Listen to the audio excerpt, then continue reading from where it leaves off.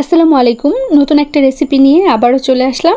আজকে আমি আলু পরোটা বানাবো। সেজন্য এখানে একটা প্যানে আমি 4টা পেঁয়াজ কুচি করে দিয়ে রান্নার তেল দিয়ে দিলাম, আর দিয়ে দিলাম 4টা আলু সেদ্ধ করে আমি ম্যাশ করে নিয়েছিলাম। সেটা এর মধ্যে দিয়ে আমি নেড়ে চেড়ে এর মধ্যে হাফ চা চামচ হলুদের গুঁড়া, হাফ চা চামচ চিলি ফ্লেক্স, হাফ চা চামচ গরম মশলা আর স্বাদ মতো লবণ দিয়ে আমি এটাকে ভালোভাবে রান্না করে নেব, একটু মিক্সড করে নেব ভালোভাবে।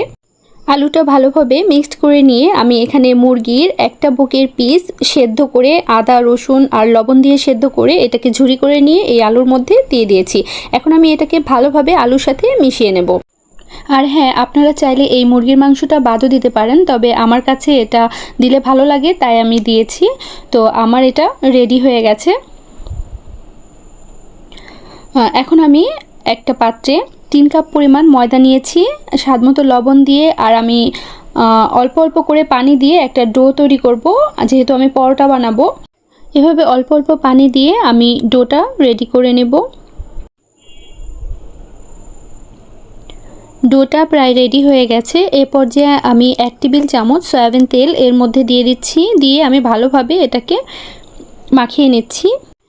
এখন আমি এটাকে 30 মিনিটের মতো রেস্টে রেখে দেব। 30 মিনিট পর আমি এটাকে আমরা রুটি যেরকম বানাই তার চেয়ে একটু বড় সাইজের লেচি কেটে নেব, আর এভাবে করে আমি রুটির মতো বানিয়ে নিচ্ছি।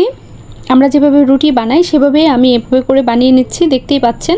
তো আমি যেই আলুটা রেডি করে রেখেছিলাম সেটা আমি এভাবে রুটির ভিতর দিয়ে দিচ্ছি, আপনারা দেখে নিশ্চয়ই বুঝতে পাচ্ছেন। আর এখন আমি ময়দা দিয়ে এটাকে ভালোভাবে বেলে নিচ্ছি। একটু আলতো হাতে বেলতে হবে যাতে করে আলুটা বের হয়ে না আসে। এখন এটাকে আমি ভেজে নেব। এভাবে করে আমি 2 পাশটায় এরকম কালার চলে আসলে আমি একটু বাটার দিয়ে দিচ্ছি। আপনারা চাইলে তেল অথবা ঘি এর মধ্যে দিতে পারেন, তবে আমি বাটারটা দিয়েছি। তো ভালোভাবে আমি এটাকে ভেজে নিয়েছি। দেখে নিশ্চয়ই বুঝতে পাচ্ছেন এটা কতটা লোভনীয় হয়েছে। সেম এই রেসিপিতে যদি আপনি এই পরোটাটা বানান, দেখবেন যে বাসার সবাই আপনার এই পরোটাটা অনেক পছন্দ করেছে আর আপনার অনেক প্রশংসা করছে। আজ এখানেই বিদায় নিচ্ছি। সবাই খুব ভালো থাকবেন। আল্লাহ হাফেজ।